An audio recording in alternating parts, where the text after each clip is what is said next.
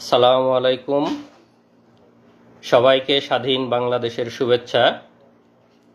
আশা করি সবাই আমাদের এই দ্বিতীয় স্বাধীনতা সবাই উপভোগ করছেন। তো আপনারা সবাই জানেন যে আমরা দীর্ঘ 15 বছরের ফ্যাসিবাদ এবং জুলুম থেকে আমরা মুক্তি পেয়েছি, এবং এই ফ্যাসিবাদ এবং জুলুমের যে ভয়াবহ বর্ণনা, এর অনেক কিছুই আপনারা জানেন, আবার অনেক কিছু সম্বন্ধেই আপনারা অবগত নন। তো আমরা নিজেরাও সেই ফ্যাসিবাদ এবং জুলুমের যে ভয়াবহ নির্যাতন, সেই নির্যাতনের শিকার হয়েছি। তো আমি এখন আমার সেই ব্যক্তিগত অভিজ্ঞতা, ফ্যাসিবাদের যে গুম, আমি ব্যক্তিগতভাবে যে গুম হয়েছিলাম সেটি আপনাদের সামনে বিস্তারিত বর্ণনা করব ইনশাল্লাহ। তো আমি সংক্ষেপে প্রথমে আমার নিজের পরিচয় দিয়ে নিই। আমি ডক্টর এনামুল হক মনি। আমি এখন আছি দক্ষিণ কোরিয়াতে আমি এখানে পোস্ট ডক্টরাল রিসার্চার হিসাবে আছি। আমি কোরিয়াতে এসেছি 2013 সালে। আমি 2013 সালে এসে কিয়ংপুক ন্যাশনাল ইউনিভার্সিটিতে আমি বায়োমেডিক্যাল সায়েন্সে পিএইচডি করেছি। তো সেখান থেকেই আমাদের আজকের গল্পের শুরু। তো আমার সবসময় স্বপ্ন ছিল পিএইচডি শেষ করে আমি দেশে ফিরব, দেশের জন্য কাজ করব।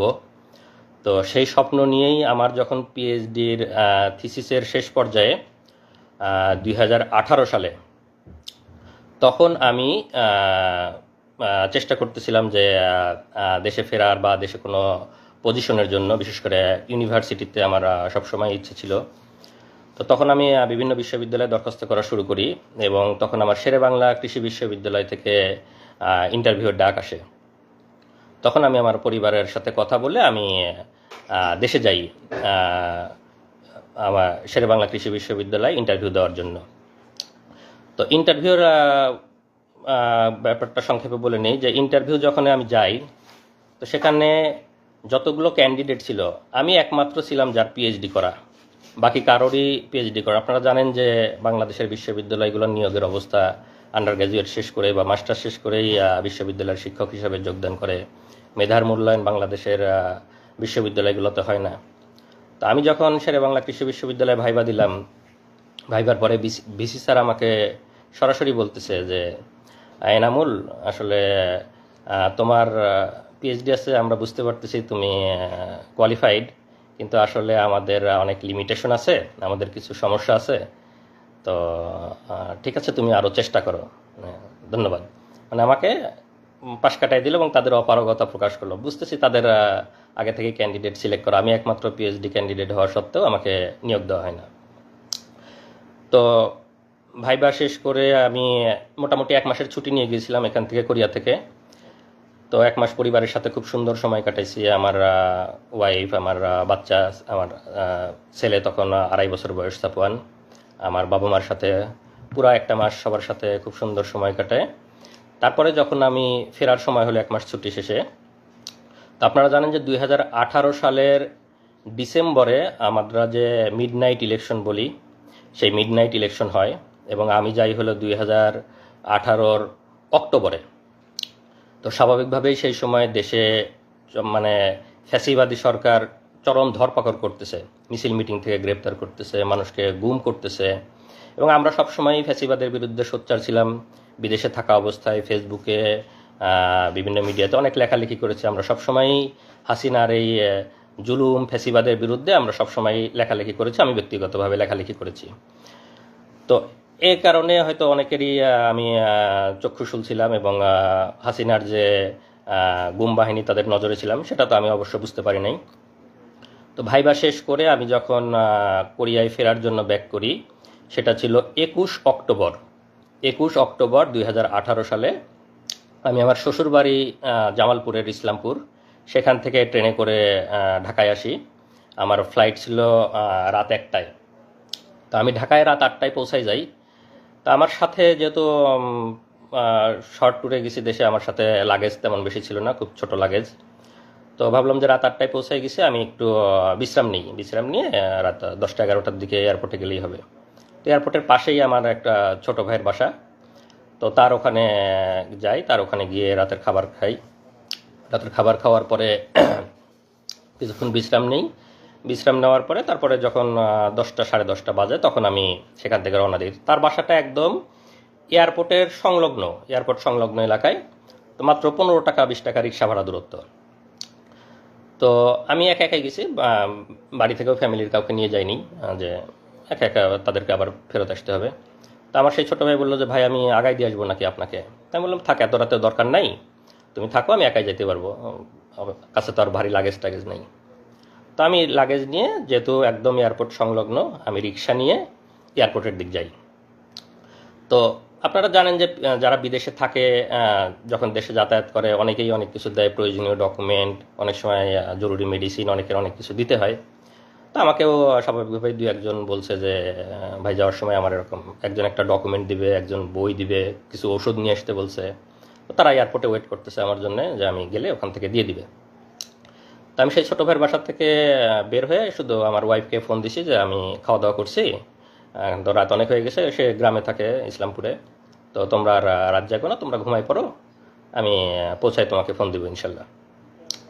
এ বলে আমি আমার বন্ধুর বাসা থেকে রিক্সা নিয়ে আসছি, যেহেতু বললাম যে আমার ছোট লাগেজ, বন্ধু আসতে চাইছে, ছোট ভাইটা যেটা ছোট ভাই বন্ধু, আমি তাকে বলছি যে এত রাতে আসার দরকার নেই, তোমার আবার কষ্ট করে ব্যাক আসতে হবে, আমি একা একাই আসছি।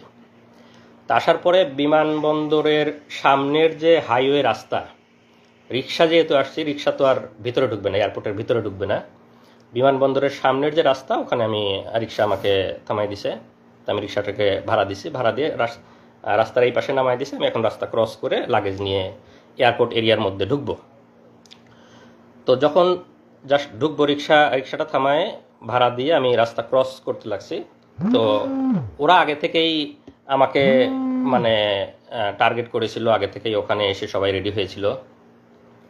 তো পরে আমি যখন পার হতে লাগছে, আমাকে এরকম করে হাত ধরছে একজন, হাত ধরে বলছে এনামুল হক মনি, আপনার রাত 1টায় কোরিয়াতে ফ্লাইট না? তো আমি তো স্বাভাবিকভাবেই চিনতে পারিনি, আমি ভাবছি যে আমাকে যারা ডকুমেন্ট দিবে তাদের মনে হয় কেউ, তারা ওয়েট করতেছে আমার জন্যে। তাই আমি বলছি জি, আমি এনামুল হক মনি। তো জি বলার সাথে সাথেই একদম রাস্তার ওখানেই ওদের মাইক্রো সেট করা ছিল, মাইক্রোর একটা দরজা খোলা কার। তো কারের দরজা খোলা, আমাকে এরকম হাত ধরাই আছে, এনামুল হক মনি জিজ্ঞেস করছে, আমি যখন স্বীকার করছি, এরকম ধাক্কা দিয়ে আমাকে গাড়ির মধ্যে ফেলে দিছে। আর ভেতরে 2-3 জন ছিল, ভেতরের 2-3 জন আমাকে এরকম করে ধরে ভিতরে টান দিয়ে ঢুকাই নিছে। তো আমি চিল্লাচ্ছি, আপনারা কারা, আমাকে নিয়ে যাচ্ছে, মানে আধা মিনিট থেকে 1 মিনিটের মধ্যে এরকম আমাকে ধরে ভিতরে ধাক্কা দিয়ে ফেলে দিছে, আর ভিতর থেকে কয়েকজন টান দিয়ে ঢুকাই নিছে। তো আমি কথা বলারও খুব বেশি সময় পাইনি, মানে ওখানকার মানুষজন একটু বুঝতেছে। তারপরে সাথে সাথে দরজাটা লাগাই দিল, কারো দরজা লাগাই দিয়ে 1 মিনিটের মধ্যে আমার চোখ বেঁধে ফেললো, তারপরে পিছনে হাত বেঁধে ফেললো, আর আমার মোবাইল, মানি ব্যাগ, ল্যাপটপ, আমার লাগেজ যা যা ছিল, মোবাইল মানি ব্যাগ পকেট থেকে নিয়ে নিল। যেহেতু আমি ফ্লাই করার জন্য যাচ্ছি, আমার mobile, money bag, laptop, luggage যা যা ছিল সব কিছু নিয়ে নিল। জাস্ট চোখ বেঁধে ফেললো, পিছনে হাত বেঁধে ফেললো, মোবাইল, মানি ব্যাগ, ল্যাপটপ নিয়ে নিল, দরজাটা লাগাই দিয়ে গাড়ি টান। তো স্বাভাবিকভাবেই তো আমি আতঙ্কিত, যে কেউ আতঙ্কিত হবে সেই মুহূর্তে। তো আমি মানে কি হয়েছে, মানে তখন আমি বুঝে উঠতেই সময় লাগতেছে যে কি হচ্ছে। পরে 4-5 মিনিট একটু ওরা নীরব, আমাকে একটু হওয়ার সুযোগ দিচ্ছে। আমি তো জোরে জোরে নিঃশ্বাস নিচ্ছে, আল্লাহর কাছে দোয়া করতেছি, মানে বুঝতেছি যে কি হলো, কিন্তু অনুমান করতে পারতেছি না। হঠাৎ করে তো কিছুক্ষণ পরে, এনামুল সাহেব কি ভয় লাগছে, একজন জিজ্ঞেস করতেছে। তা বললাম যে হ্যাঁ, আপনারা কারা, আপনারা আমাকে কি নিয়ে যাচ্ছেন? না, ভয় নাই, আমরা তোমাকে কিছু জিজ্ঞাসাবাদের জন্য নিয়ে আসছি, তুমি তো হয়তো বুঝতে পারছো যে আমরা কারা, তো তোমাকে কিছু জিজ্ঞাসাবাদ করব, তোমার তো আবার রাতে ফ্লাইট আছে, তোমাকে আমরা এয়ারপোর্টে ড্রপ করে দিয়ে আসতে হবে। তো আমরা কিছু কথা জিজ্ঞেস করব, তুমি দ্রুত উত্তর দাও, তাহলে আমরা তোমাকে দ্রুত এয়ারপোর্টে দিয়ে আসতে পারবো। মানে আমাকে পুশ করতেছে যাতে আমি দ্রুত বলি, তারা আমাকে প্রলোভন দেখাচ্ছে। তো বলো, তুমি কোরিয়াতে কি করো, সরকার বিরোধী লেখালেখি করো, দেশে কোথায় পড়াশোনা করছো, ছাত্র রাজনীতি করতা, তোমরা সামনে নির্বাচনকে সামনে রেখে কি কি অপপরিকল্পনা করতেছো, আমাদের সরকারকে তোমরা ইয়ে করার চেষ্টা করতেছো, সরকারকে ডিফিট করার চেষ্টা করতেছো, অনলাইনে তোমরা অনেকভাবে চেষ্টা করতেছো, লেখালেখি করতেছো, বলো কি কি করতে ছাত্র জীবনে কোরিয়াতে কি কি করো এগুলো বলো। আর আমার মোবাইল তো ওদের কাছে, আমার ফেসবুক মেসেঞ্জার তারপরে জিমেইল যত চ্যাটই আছে সবগুলো ঘাটতেছে, কন্ট্যাক্ট লিস্ট কল লিস্ট ঘাটতেছে, আমাকে জিজ্ঞাসাবাদ করতেছে। তা আমি আমার স্টুডেন্ট লাইফ থেকে বলতেছি যে আমি এরকম বাংলাদেশ কৃষি বিশ্ববিদ্যালয়ে পড়তাম, আমি ভেটেরিনারিতে অনার্স করছি, মাইক্রোবায়োলজিতে মাস্টার্স করছি, তারপরে আমি কোরিয়াতে আসছি, আমি পিএইচডি করছি, পিএইচডি শেষে আসছিলাম। আমি আমার মতো করে আমার ছাত্র জীবন আমার সব কিছু বর্ণনা না, আরও কিছু আছে আরও বলো, মানে পুশ করতেছে এরকম। তো বারে বারে আমি আমার মতো করে বলার চেষ্টা করতেছি, না তুমি এভাবে বললে তো ইনফরমেশন আমরা পাচ্ছি না। তারপরে আরও তারেক জিয়া বা বড় বড় জায়গায় কানেকশন, তারা আমাকে এরকম মনে করছে বড় বড় জায়গায় কানেকশন আছে আমার, ওরকম বলো, আরও কিছু বলো, তুমি এরকম হলে কিন্তু ফ্লাইট মিস হবে, আমাদেরকে আবার দিয়ে আসতে হবে। তারপরেও আমি আমার মতো বলতেছি, মাঝে মাঝে ভয় লাগতেছে, আবার একটু ইয়ে হয়ে যাচ্ছে। তো পরে বললো যে এই ওরা একজন আবার আরেকজনকে ফোন দিচ্ছে, এই একটু এয়ারপোর্টে ফোন দাও তো, এনা একটা যাত্রীর একটু দেরি হবে, তো তাকে আমরা দিয়ে আসবো। আমাকে মানে চোখ বাঁধা অবস্থা আমি শুনতেছি আর কি। তো বলছে না, বলে আমরা এয়ারপোর্টে ফোন দিছি, তোমাকে আমরা দিয়ে আসবো, একটু দেরি হবে, তুমি বলো তুমি আমাদেরকে বলতে থাকো। তো এইভাবে আমি বলতে বলতে, না ঠিক আছে, তোমার মনে হয় আজকে যাওয়া হবে না, চলো আমাদের সাথে চলো, আমরা তোমাকে কালকে দিয়ে আসবো, কালকে তোমাকে এয়ারপোর্টে দিয়ে আসবো। পরে আমাকে চোখ বাঁধা অবস্থায় ওদের প্রায় 1 ঘন্টা মতো ড্রাইভ করে নিয়ে গেল ওদের অফিসে। তো নিয়ে যাওয়ার পরে আমাকে হাত ধরে সিঁড়ি দিয়ে উপরে তুলতেছে, বলতেছে ভাই সিঁড়ি আস্তে আস্তে ওপরে নিন, আমাকে বোঝাচ্ছে আর কি। তা আমি সিঁড়ি আস্তে আস্তে, চোখ বাঁধা সব কিছু। তো মনে হয় 3 তলাতে নিয়ে গেল আমাকে, চোখ বাঁধা অবস্থায় 3 তলাতে নিয়ে গেল। ওখানে নিয়ে গিয়ে চেয়ারে বসালো। চেয়ারে বসানোর পরে আবার জিজ্ঞাসাবাদ আমার, একদম নিজের নাম, বাবার নাম, মাতার নাম, বাড়ির ঠিকানা, বিশ্ববিদ্যালয়, কোরিয়ার সব ঠিকানা, শ্বশুর বাড়ির ঠিকানা সব কিছু লিখে ওখানে আবার জিজ্ঞাসাবাদ। সামনে নির্বাচনকে সামনে রেখে অপপরিকল্পনা, অনলাইনে লেখালেখি, এগুলো অনেক কিছু নিয়ে জিজ্ঞাসাবাদ। আর ওই মোবাইল ফেসবুক এগুলো ঘাটাঘাটি করতেছে। আর যেটা করে ওখানে, তো এমনিতেই সবসময় মানসিক একটা ভয়ের মধ্যে যে কেউ, চোখ বাঁধা, আমি কোথায় জানি না, মানসিক একটা ভয়। আর কানের কাছে মাঝে মাঝে এসে বন্দুক লোড করার মতো ক্রশ করে শব্দ করে, যাতে আরও ভয় পায়, আরও বলে। আবার লাঠির খটখট খটখট শব্দ করে ফ্লোরে, বা এই মারবে, এই ইয়ে করবে। এনামুল আমাদের কাছে কিন্তু ওই কানে কানে ইয়ে লাগায় রাখেছে, আমাদের কাছে কিন্তু বাটন আছে, টিপ দিলে ইলেকট্রিক শক লাগবে, কানে ইয়ে লাগায় রাখে। এরকম একটা মানসিক ভীতিকর একটা অবস্থা, যে বন্দুক লোডের শব্দ করে, লাঠির শব্দ করে, আবার এরকম ইয়ে করে। তা আমি আল্লাহর রহমত যে আমি আমার কথাগুলো মোটামুটি স্পষ্ট বের হচ্ছিল। তা আমি ওদের সাথে স্বাভাবিকভাবে কথা বলতে পারতেছিলাম, বেশি মানে যে একদম কথা জড়ো হয়ে আটকে গেছে এরকম না। ওইরকম হলে ওরা টর্চার আরও বেশি করে মারে। তো আমাকে সেরকম আর ইয়ে করতে হবে, আমাকে জিজ্ঞাসাবাদ করতেছে, আমি বলতেছি আমার মোবাইল, ইমেইল, চ্যাট বক্স সব কিছু ঘাটতেছে, এবং তারা ভাবতেছে আমি খুব শীর্ষ পর্যায়ের নেতা, শীর্ষ পর্যায়ের কানেকশন আছে, এগুলা বের করার চেষ্টা করতেছে, কিন্তু সেরকম কোনো কিছু ওরা পাচ্ছে না। পরে সারা রাত ধরে জিজ্ঞাসা করার পরে আমাকে পরের দিন সকালে ওদের গুমের যে রুম, সেই গুমের রুমে নিয়ে রাখে। তো র্যাবের যে গুমে, আমি এখনও বলতেছি যে আমি এখনও তো র্যাব জানি না, আর একটু পরে বলবো, তারপর এই মুহূর্তে বলে রাখি র্যাব, কারণ আমার এখনও তো চোখ বাঁধা, আমি তো জানি না। তো গুমের রুমে যখন রাখলো, তো তখন ওখানে গিয়ে দেখি যে ওখানে আরও কয়েকজন বিভিন্ন জায়গা থেকে ওরা তুলে নিয়ে আসছে, গুম করে নিয়ে আসছে, তাদেরকেও রাখছে। তো আমাকে আর একজনের সাথে রাখলো, আমরা 2 জন এক রুমে। তো সাধারণত ওরা একজনকে এক রুমে রাখে, আমাকে আর একজনের সাথে রাখলো। তো আমরা 2 জন, সেই ছেলেটার বাড়ি কুমিল্লা, সে হয়তো কোনো দিন আসবে, এসে কথা বলবে আপনাদের সামনে। তো রাখার পরে আমাকে ওখানে সকালে নাস্তা দিল। তো নাস্তা তো স্বাভাবিকভাবেই খাওয়ার কোনো অবস্থা নাই, আমি আসি ওখানে মানে একদম হতভম্ব, কি হলো, আমি গতকালকে ফ্লাইট, আমি কোরিয়াতে যাব, আমার পিএইচডি এর শেষ থিসিস জমা দিতে হবে, এরকম সব চিন্তা করতেছি, একদম হতভম্ব। তো সেই ছেলেটার সাথে কথা বলতেছি, যে ছেলেটা আমার রুমে ছিল গুম, আর পাশের 2টা রুমে আরও 2 জন 1 জন, মোট 5 জন আমরা একসাথে গুনছিলাম। তো এই অবস্থায় আমি খুবই তো চিন্তিত, আপনারা স্বাভাবিকভাবে বুঝতে পারছেন আমার মানসিক অবস্থা। আমি আমার ফ্যামিলি, আমার বউ, আমার বাচ্চা তখন 2.5 বছর বয়স, সবাইকে নিয়ে চিন্তা করতেছি। তো আমার আহ, মানে আমি কোনোভাবে মানে চেষ্টা করতেছি যে আমার ফ্যামিলিকে যদি একটু জানাইতে পারতাম যে আমি অন্তত বেঁচে আছি, বা আমি তো স্বাভাবিক যে আমি যে গতকালকে কোরিয়াতে যাই নাই, আমার ফ্যামিলি কিভাবে চিন্তা করতেছে, কান্না করতেছে, সেটা তো আমি ওখান থেকে বুঝতে পারতেছি, কিন্তু আমি তো তাদের কাছে পৌঁছাইতে পারতেছি না, কোনোভাবে জানাইতে পারতেছি না। তো সামনে যারা গার্ড দেয়, তখন আমার যখন ঘুমের রুমে দিছে, রুমের মধ্যে রাখছে, তখন আমার চোখ খুলে দিছে। তো চোখ খুলে দেওয়ার পরে সামনে মানে রডের দরজা, আর সামনে আর একটা সলিড দরজা থাকে। তো রডের দরজা লাগাই দিলে সামনে যারা নিরাপত্তা কর্মী থাকে তাদের দেখা যায়, আর মানে সলিড দরজাটা লাগাই দিলে দেখা যায় না। তো ওরা রডের দরজাটা লাগাই রাখছে, সামনে যারা নিরাপত্তা রক্ষী যারা হাঁটতেছে তাদেরকে দেখা যাচ্ছে। তো আমি তাদেরকে বারে বারে বলছি, তারা বলছে ভাই কোথা থেকে আসছেন এটা জিজ্ঞেস করে। আমি বললাম যে আমি এরকম কোরিয়াতে পিএইচডি করতাম, গতকালকে ফ্লাইট ছিল, আমাকে এয়ারপোর্ট থেকে তুলে নিয়ে আসছে এরকম। তারপরে আমার ওয়াইফের বর্ণনা, আমার ছোট ছেলের কথা শুনে ওরাও একটু মানে মন নরম হয়েছে, আরে আপনার একটা ছোট ছেলে আছে এরকম ইয়ে।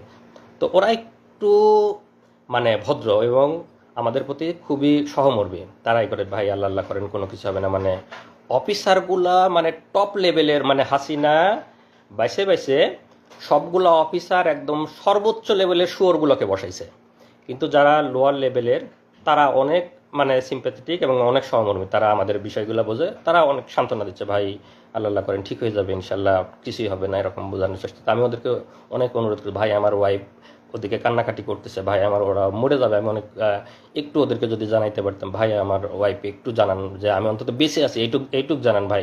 অনেক কান্নাকাটি করতেছে, অনেক রিকোয়েস্ট করতেছে। তো কোনো না ভাই, আমার ওদের কাছে মোবাইল, ওদের ডিউটিরত অবস্থায় মোবাইল আনার অনুমতি নেই, ভাই আমাদের মোবাইল আনার কোনো অনুমতি নাই, আপনি আপনি এগুলো বলেন না। তো এরকম সকাল থেকে দুপুর পর্যন্ত চলে যাচ্ছে, তাও কোনো ইয়ে হয় না। আমি তো বারে বারে চেষ্টা করতেছি ওদেরকে রিকোয়েস্ট করে, মানে যেভাবেই হোক একটু ইয়ে করার। বারে আমার যে রুমমেট ছিল তাকে বলতেছি।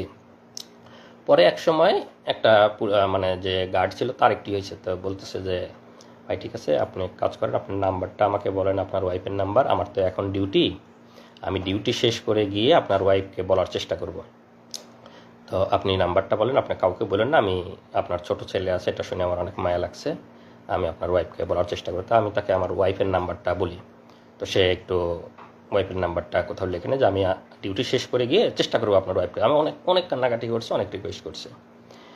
তো এই পর্যায়ে আমাকে ওইখানে মানে ঘুমের যে রুম ওখানে রেখে দেয়, ওই অবস্থায় থাকি। আমাকে ওখানে 3 বেলা খাবার টাবার দেওয়া শুরু করে।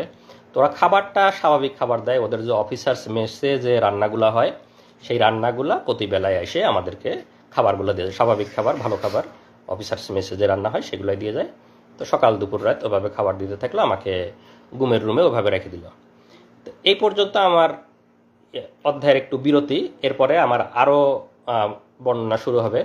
তো এই অবস্থায় তো আমার ওয়াইফরা ওদিকে কান্নাকাটি করতেছে, ওরা ওদিকে আমাকে খোঁজাখুঁজি করতেছে, ওদের কি অবস্থা আমার ওয়াইফের কাছে আপনারা এই এই পর্যায়ে একটু শুনুন, তারপরে আবার আমি বলবো। আসুন। আসসালামু আলাইকুম, আমি নাজনীন সুলতানা নিপা, এনামুল হকমনের ওয়াইফ। আসলে সেই দিনগুলো তো ভোলার মতো না। এখন হয়তো বর্ণনা করতে পারবো, কিন্তু সেই সময়টা কোনোভাবেই বোঝাতে পারবো না আপনাদেরকে। তো আমার হাজব্যান্ডের সাথে আমার লাস্ট কথা হলো 9:30টার দিকে, 9:23 আমার সাথে লাস্ট কথা হয়েছে। ও আমাকে বলছে যে ঘুমিয়ে পড়ো, আমি এয়ারপোর্টে কাজ শেষ করে তোমাকে কল দিব। তারপর আমি বাবুকে নিয়ে ঘুমিয়ে পড়লাম। রাত যখন 12টা বাজে আমার হুট করে ঘুম ভেঙে গেল। আসলে কেউ জার্নি করলে, পরিবারের কেউ জার্নি করলে তো ওরকম গভীর ঘুম হয় না। তো 12টার সময় আমার ঘুম ভেঙে গেল। আমি তখন মোবাইলটা নিয়ে তাকে কল দিলাম। তো তার মোবাইলে রিং হচ্ছে, কিন্তু কল রিসিভ করছে না। আবার আমি মেসেজ দিয়েছি যে ফ্রি হলে আমাকে কল দিও। তখন 12টা বাজে, তার ফ্লাইট ছিল 1:05-এ। তো আমি যখন মেসেজ দিচ্ছি, মেসেজ সিন হচ্ছে, কল রিং হচ্ছে, কিন্তু কলও ধরছে না, মেসেজের রিপ্লাইও দিচ্ছে না। তখন আমার কাছে খুব ইয়ে লাগলো যে মনে হয় ব্যস্ত আছে, হয়তো এয়ারপোর্টের কোনো ঝামেলা বা বিজি আছে এরকম। আমি অপেক্ষা করছি তারপর ওখান থেকে মেসেজ বা কল আসবে, কিন্তু আসছে না। তো যখন রাত 1টা পার হয়ে যাচ্ছে তখন আমার ভিতরে কি ব্যাপার, কেন এরকম হচ্ছে, ও তো আমাকে জানানোর কথা। তো তখন আমার মনে হলো যে হয়তো মোবাইল হারিয়ে ফেলছে, বা মোবাইল বা ল্যাপটপ হারিয়ে ফেলছে। কিন্তু আমার মানে বারবার খালি একা একা, আমি কিন্তু রাতে আমার বাবুর সাথে একা ঘুমিয়েছি, আমার বাবা মা অন্য রুমে, তাই মধ্যরাতে তো আমি কাউকে কিছু বলতে পারছি না। তখন আমি মানে খালি বারবার আল্লাহ আল্লাহ করছি যে আল্লাহ কি হলো, যদি মোবাইল হারিয়ে যায় তাহলে তো এয়ারপোর্ট থেকে অন্য কারো ফোন থেকে আমাকে একবার জানাবে সে, এটা আমি শিওর যে সে আমাকে জানাবে, কারণ আমি টেনশন করব। কিন্তু না, আমি অপেক্ষা করছি, রাত 1টা 2টা বেজে যাচ্ছে, কোনো মেসেজ নেই, কল নেই। রাত 1টার পরেও যখন তার ফ্লাইট ছিল, ফ্লাই করার সময়, তারপরেও আমি মেসেজ দিচ্ছি, কিন্তু মেসেজ সিন হচ্ছে, রিপ্লাই দিচ্ছে না।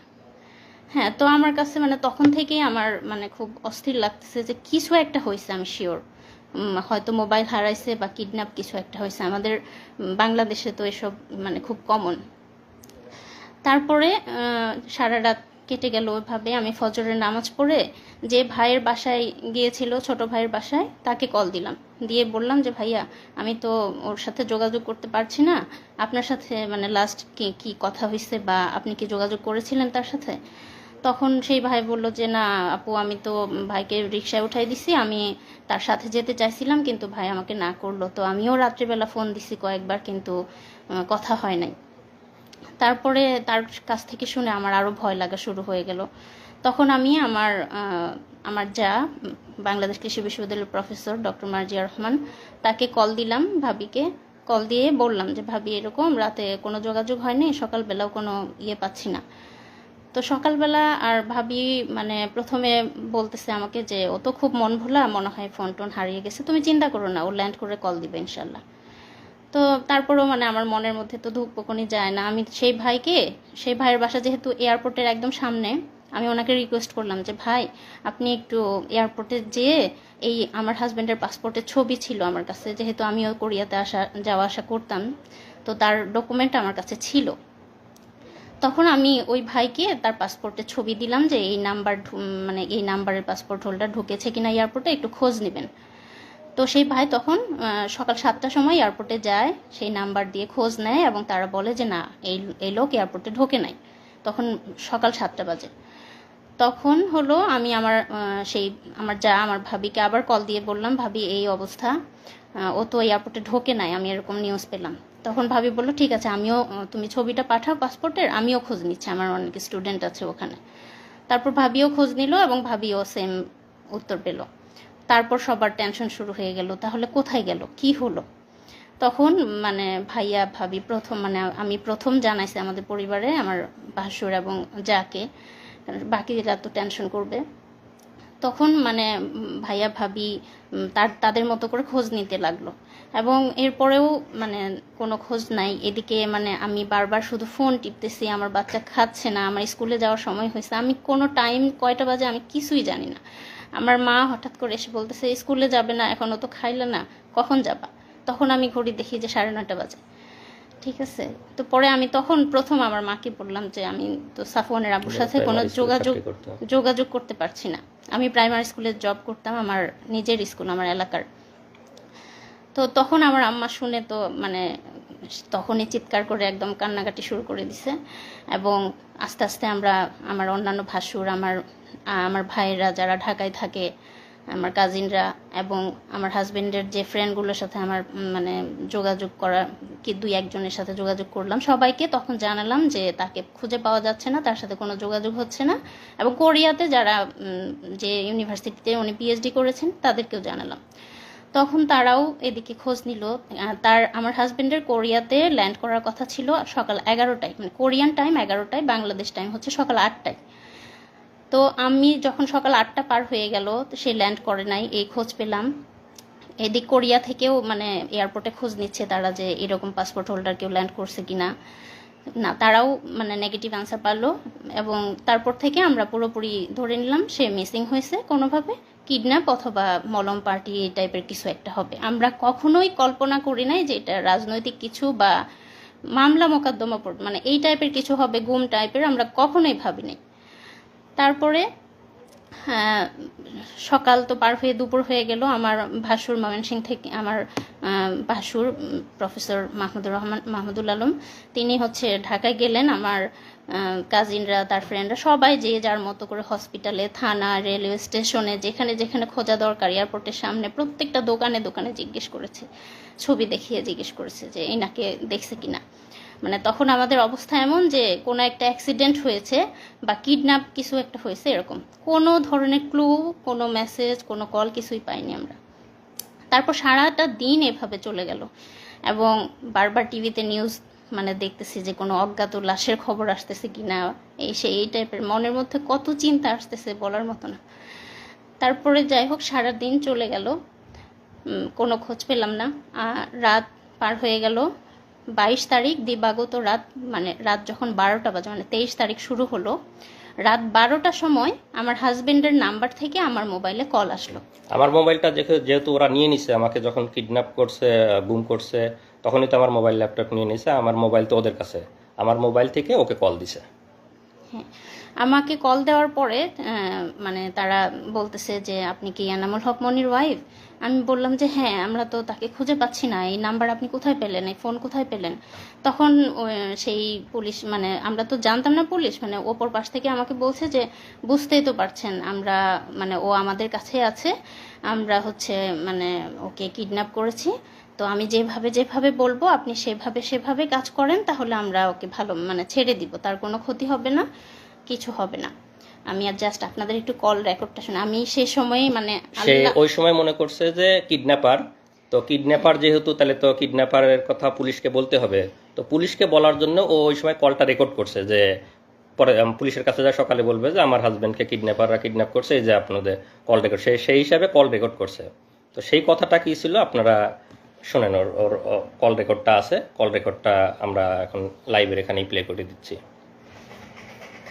ঢাকায় না, আমি জামালপুর। আচ্ছা, জামালপুর থাকেন, সমস্যা নাই। জি। তো এখন এনামুলকে আমরা ছাড়ার ব্যাপারে ফোন করছি, ঠিক আছে? ঘটনা কি সেটা এখন জানার দরকার নাই। ঘটনা এনামুল বাসায় গেলে, বাড়িতে গেলে তারপরে বলবে। আচ্ছা, এখন কিছু বলতে পারবো না আমরা, ঠিক আছে? ও ভালো আছে তো ভাইয়া? ভালো না থাকলে কি আমরা যোগাযোগ করতাম? জি জি জি, হ্যাঁ ঠিক আছে। আমি একটু কথা বলতে চাই ভাইয়া, একটু খালি খালি মোর মুখটা খালি শুন ভাইয়া, আমি মরে যাচ্ছি একদম, একটু কথা বলতে দিবেন ভাই? আপনি কি যোগাযোগ করছি দেখে কি এত যোগাযোগ না করলে ভালো হতো মনে হয় না? আচ্ছা আচ্ছা, না ঠিক আছে, আপনি যা বলবেন তাই শুনবো, আপনি বলেন। সুস্থভাবে কথা বলেন, আপনাকে বলছি না সব থেকে কথা বলেন, কোনো উচ্ছৃঙ্খলার কোনো কিছু দরকার নাই। জি আচ্ছা ঠিক আছে ভাইয়া। এখন কথা হচ্ছে, আপনি আপনার ভাই ব্রাদার, ওনার ভাই ব্রাদার কাউকে কিছু বলতে পারবেন না, যেহেতু আপনি কথা বলছেন। হ্যাঁ। আমরা সবার সাথে কথা বলতে পারবো না, কথা একজনের সাথে বলবো। জি। আর আপনি কাউকে কিছু বলার দরকার নাই যদি এনামুলকে পাওয়ার ইচ্ছা থাকে। আচ্ছা, বলবো না আমি কাউকে। কারণ কে কোন দিক দিয়ে কি সমস্যা করে সেটা বলা যায় না, ঠিক আছে? জি বলবো না ভাইয়া। এখন আপনাদের দরকার এনামুলকে সুস্থভাবে পাওয়ার, আমরা বুঝি এটা। জি। তো সুস্থভাবে পাইতে হলে আমরা যেভাবে বলবো সেভাবে করতে হবে। আচ্ছা বলেন। তো আমাদের 1.5 লক্ষ টাকা দিতে হবে। 1.5 লক্ষ টাকা কখন দেব ভাইয়া? এখন দিবেন? এখন? এত রাতে ব্যাংকে তো টাকা হ্যাঁ। ভাইয়া। আচ্ছা, আমি টাকার ব্যবস্থা করব। হ্যাঁ, আমি আপনার টাকা ব্যাংকে? জি ব্যাংকে। আমি তো কেন, কোন দোকানদার পরিচিত নাই? এই যে মোবাইলের অ্যাকাউন্টের দোকানদার আছে, জি ওই জন্য কেউ পরিচিত নাই? খোঁজ নিলে পরিচিত মানে হয়তো পাবো, কিন্তু আমি তো মেয়ে মানুষ, এটা তো আমার মানে একজনকে হলেও জানাতে হবে ভাই। না, আপনাকে কেউ যদি বিদেশ থেকে টাকা পয়সা পাঠায় তো কিভাবে তোলেন? মোবাইল অ্যাকাউন্টে তোলেন না? বিদেশ থেকে তো পাঠায় না, আমার হাজবেন্ড তো মানে, আমি তো প্রাইমারি স্কুলে চাকরি করি, আমার টাকা দিয়ে আমি চলি, বুঝছেন? তো টাকা পাঠায় না। তারপরে তো এটা এখন তো আর আগের মতো দুনিয়াদারি নাই, ঠিক আছে? জি, আমি যেভাবে হোক পাঠাই দিব ভাই, এখনই আজকেই পাঠাই দিব ইনশাল্লাহ। আপনি দেখেন, চেষ্টা করেন, যদি পাঠাতে পারেন আমরা রাতের মধ্যে ছেড়ে দিব। আচ্ছা, আর যদি আপনার কথা হলো, আপনার যত দেরি হবে আমাদেরও দেরি হবে। না আমরা পাঠাই দিব ভাইয়া রাতের আর মধ্যে। যদি কাউকে কিছু বলেন, কারোর সাথে পরামর্শ করেন, সবাই কিন্তু পরামর্শ নেগেটিভ দিবে, কেউ কিন্তু না সুস্থভাবে আমি এনামুল একজনকে ফিরে জানাই, আসুক আমার এর জন্য কিছু আমার বলবে না। একটা ভাই আছে, আমি আমার ভাইকে, আমার ভাই ইসলামপুরেই থাকে, আপনি কথা বলছেন মনে হয় তার সাথে, আমি ওনাকে জানাই, উনি টাকার ব্যবস্থা করে দিবে। ওনার পরিচিত বিকাশের লোক আছে। ইসলামপুরে কে থাকে? আমার বড় বোনের জামাই, আমার দুলা বলেন, ভাই। ওনাকে বলেন না হয় আমার রবি নাম্বারে ফোন করতে, আচ্ছা অথবা আপনি ওনার সাথে কথা বলে আমাকে ফোন করেন। রবি নাম্বারে করেন, ওর মোবাইল এখন বন্ধ করে দিব। আচ্ছা ঠিক ওর আছে। মোবাইল সহ একেবারে ওকে গাড়িতে তোলার পরে ওকে মোবাইল দেওয়া হবে। আচ্ছা ভাইয়া, আমরা টাকা পাঠিয়ে দিব, কোনো সমস্যা নাই। হ্যাঁ টাকা পাঠিয়ে আরে ভাই, আমরা যেটা চাইতেছি সেটা দিলে আর আপনাদের সাথে কোনো বেমানি কেন করবো? কোনো জি দরকার জি আছে? জি জি ভাইয়া, আমি পাঠিয়ে দিব টাকা, রাতেই পাঠাবো। ঠিক আছে, জি রাখেন। আপনি আপনার লোককে বলেন বা আপনি কথা বলেন, ওই রবি নাম্বার ফোন দেন, আপনি আপনার লোকের সাথে কথা বলেন। আচ্ছা আচ্ছা ঠিক আছে। ঠিক আছে, আচ্ছা রাখেন। আল্লাহ গো। তাড়াতাড়ি বলো। তা আমি তো ঘুমের রুমেই আছি এখনো, ওদের সাথে এখনো এগুলা হচ্ছে। তারপরে বলো। তারপর আমি বললাম যে আমাকে বললো যত দ্রুত আমি টাকা পাঠাবো তত তাড়াতাড়ি তাকে ছেড়ে দিবে, এবং গাড়ি রেডি আছে, জাস্ট টাকাটা পেলে তাকে ছেড়ে দিবে। আমি সকাল মানে 6টার সময় ওনারা আমাকে 4-5টা নাম্বার, ডাচ বাংলা বিকাশ মিলিয়ে প্রায় 4-5টা নাম্বার দিল। সবগুলোতে আমি হচ্ছে সকাল 6টা থেকে 9টা এর মধ্যেই আমি 1 লক্ষ টাকা পাঠাই।